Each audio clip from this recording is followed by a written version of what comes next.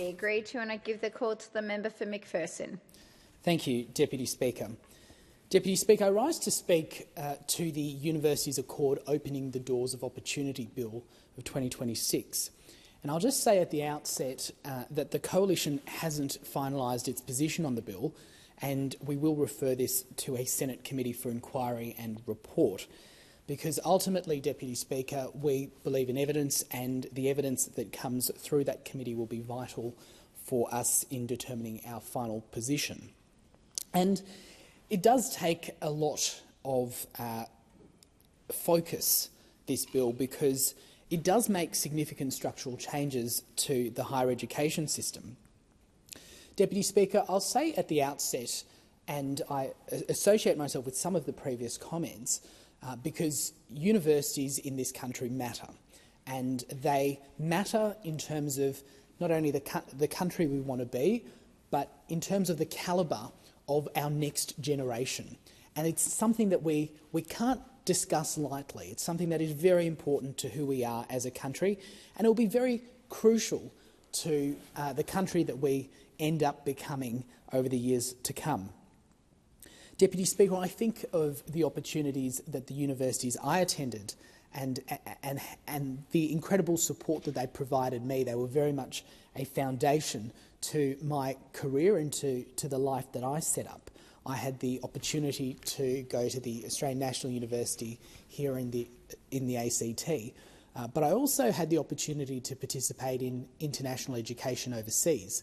And I studied at universities in both China and the Netherlands. So I was able to get a more holistic and an international, approach and insight into tertiary education, which gave me a view of what we do well, but also the areas that we need to do better in.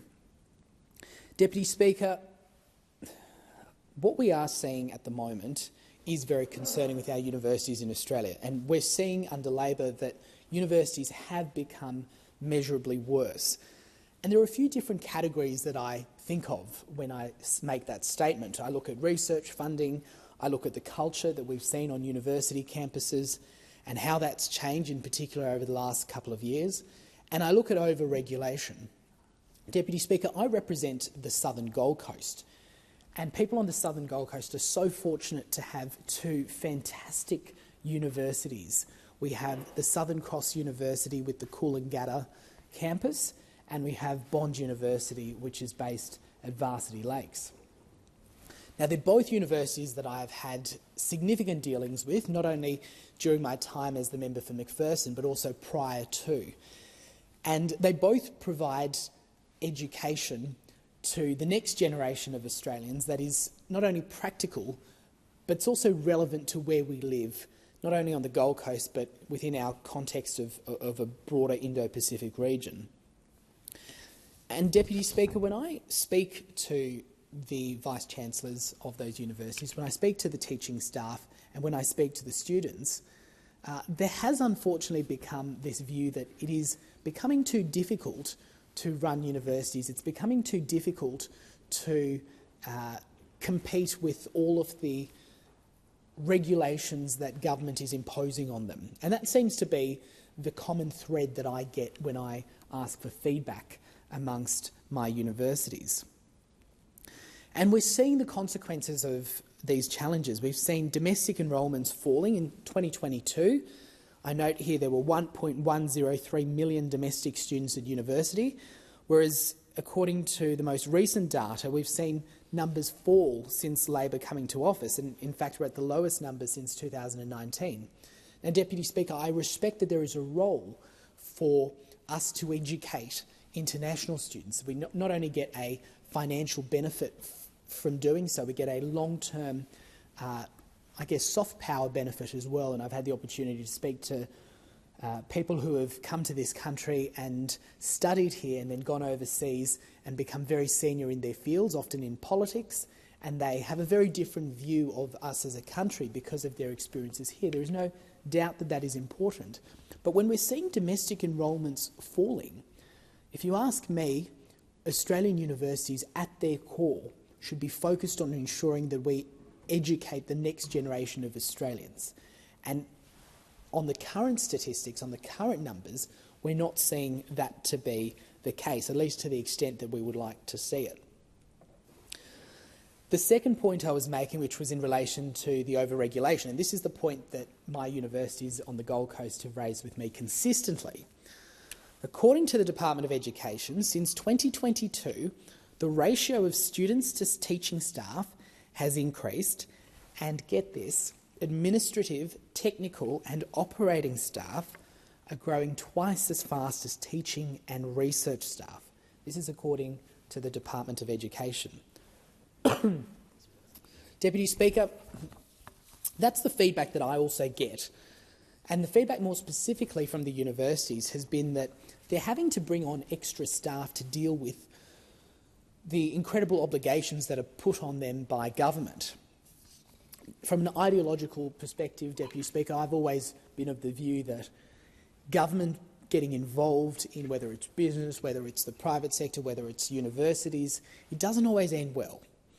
And so whilst there's sometimes a role for them to be involved, and there certainly is when it comes to universities, when you've got universities that are subject to TEXA, to ATEC, to the new Gender-Based Violence Commissioner, to the Ombudsman, universities aren't telling me that they're against what these people are asking them to do, that they're against adhering to certain standards. But what they are saying is that government should perhaps look at the consequences and the costs of implementation, and the fact that universities, especially smaller universities, are having to bear those costs and having to adjust their teaching staff in favour of administrative staff and regulatory staff. And at the end of the day, Deputy Speaker, there is one cohort that misses out when universities have to do that, and that is the students. And the students should always be at the focus and at the core of what we do when it comes to the education space.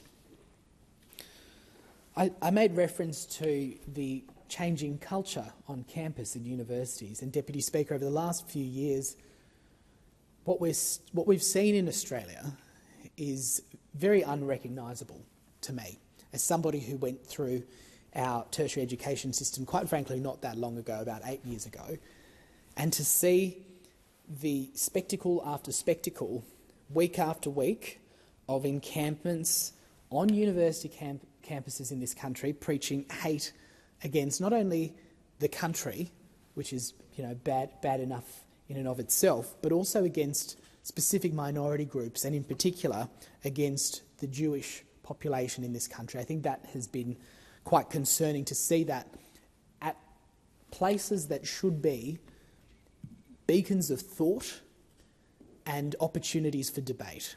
And, Deputy Speaker, we've seen this across the country, and it's actually been reflected in data that's been acquired through the Racism at Uni survey, which found that there were extraordinary levels of this sort of abuse, and in particular against Jewish students and other groups.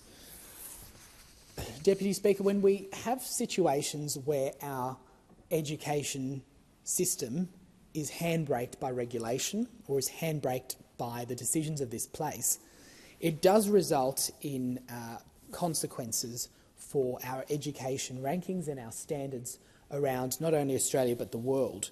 And we saw that when more than half of Australia's universities dropped in world rankings in June this year.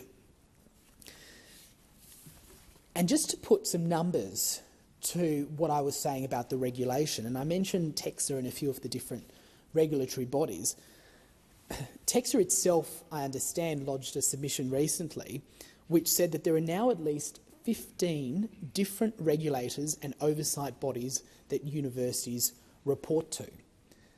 Now, as a member of the Australian public, as somebody who is probably going to be the beneficiary of the intellect of students at universities now at some point in the future, I do not want our educators, I do not want our universities to be having to, or to find themselves tied up dealing with these sort of 15 different regulators and oversight bodies. Or the more than 300 pieces of legislation and regulation that they're required to adhere to and comply to.